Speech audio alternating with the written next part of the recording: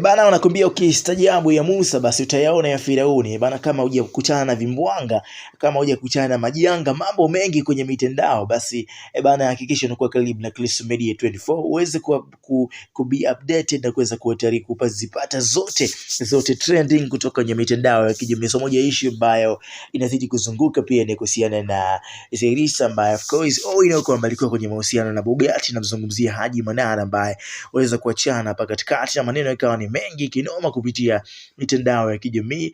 Bana, kila mmoja alikuwa mtupia vijembe mwenzake kwa namna moja au nyingine kutokana na yale ambayo yamekuwa yakiendelea. So baadaye hapo Bugatti akasema sio case, akavuta jiko lingine, akavuta mtu mwingine akaweza kuishi naye na kuweza kuendeleza maisha yake, vitu kama hivyo, kuweza kuenjoy. Huku pande wa pili Zaiylissa na kutaka ukimya, akatupostia kupitia ukurasa wake wa Instagram akiwa na mtu mwingine. So ni kama wanatupiana bana vijembe na kuweza kuoneshana ubavu kwa kile kitu ambacho kimeendelea. Sasa moja ya picha ambayo imeweza kuzua gumzo kwa siku ya jana kuhusiana na Zaiylissa kuonekana akiwa pamoja na msanii wa Singeli kutoka Tanzania, namzungumzia Meja Kunta, ambaye kupitia ukurasa wake wa Instagram anaweza kuposti na kuandika nipige, zinaweka emoji ya furaha fulani. Sasa jambo hilo na hiyo picha imeweza kuzua gumzo kwenye mitandao ya kijamii. Wengi wanasema kwamba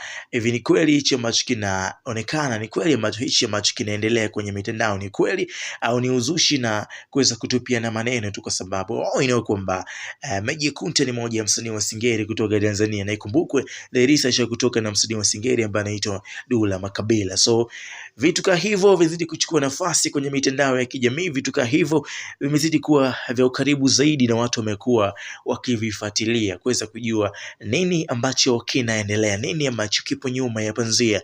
Unadhani hicho ambacho take nafasi ambacho kinachukua nafasi kwenye mitandao ya kijamii kuhusiana na Zaiylissa na of course na Meja Kunta ni kiki au ni penzi la kweli? Kwenye comment sehemu pekee waweza kufunguka kwenye hicho ambacho kimechukua nafasi.